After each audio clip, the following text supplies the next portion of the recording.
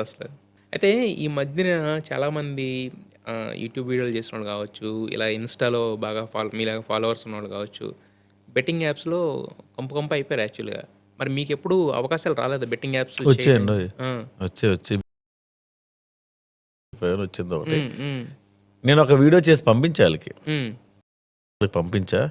పంపించిన తర్వాత నాకు దాన్ని ఏమంటామంటే ట్రేడింగ్ వీడియోస్ పెట్టేవాళ్ళం మేము. హ్మ్. మనం దాన్ని ఏమంటాం షేర్ మార్కెట్ వీడియోస్ ఆ! పెట్టేవాళ్ళం. అవును. వాటికి కూడా చాలా మంది అఫెండ్ అయ్యేవాళ్ళు. హ్మ్. అప్పుడు వీటికి అఫెండ్ అవుతున్నారు పెట్టారంటే చాలా మంది బాధపడతారు. నేను అప్లోడ్ చేయలేదు ఇంకా పెట్టలే అది. హ్మ్. అంటే మరి అది బట్ కాకపోతే మనం అంత మిగతా వాళ్ళ ఇవి గురించి పట్టించుకోం గదా! అంటే షేర్ మార్కెట్‌కి వాళ్ళు డిపెండ్ అవ్వడం కారణం ఏముంటది? చాలా మంది తెలియదు కదా సార్. ఇందులో డబ్బులు పెట్టినా పోతాయి. ఆ! షేర్ పోయాయా? మార్కెట్ డబ్బులు పెట్టినా పోతాయి ఆ! కదా. ఆ! నేను ఆ వీడియోస్ చేయలే. కంపెనీ త్రూ చేసాం అది. ఆ! మనకు ఆ! సంబంధం లేదు. హ్మ్. సో, అర్థమైంది మీకు. నాకు అర్థమైంది కానీ ఇందులో రెండు తప్పులు ఉన్నాయి సార్ తారక్ ఇందులో. హ్మ్. నువ్వు బెట్టింగ్ ఆడుతున్నావు అంటే అమాయకుడువా? హ్మ్. నువ్వు ఎందుకు ఆడుతున్నావు బెట్టింగ్ చెప్పు? వస్తాయని ఆడతాడు ఎవడైనా ఆశపడి. Easy money. హ్మ్. అదే. నువ్వు 500 పెడితే నీకు 5 లక్షలు వచ్చేది ముడ్డి దగ్గరికి. హ్మ్. అంటే ఏంటి? నువ్వు బద్ధకిష్టివి నువ్వు. హ్మ్. కష్టపడే తత్వం నీకు లేదు. హ్మ్. మరి నీకు 500 పెడితే రావు, 1000 పెడతావు రావు, 2000 పెడితే వస్తుంది. హ్మ్. 2000 పెడితే వచ్చింది రా, మళ్ళీ ఇంకో 10,000 అప్పు చేస్తావు. హ్మ్. అప్పు చేస్తావు.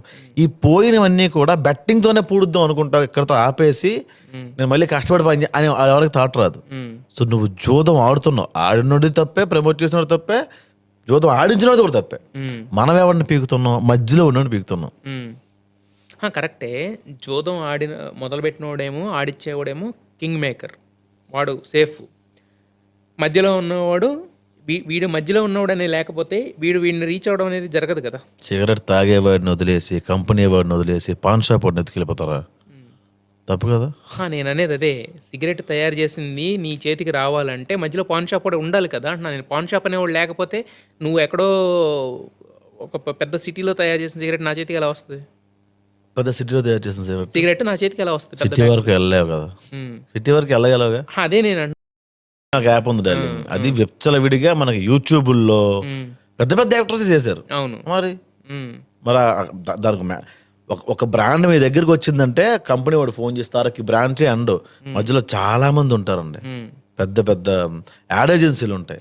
మరి వాళ్ళని ఎందుకు పట్టుకోవట్లేదు?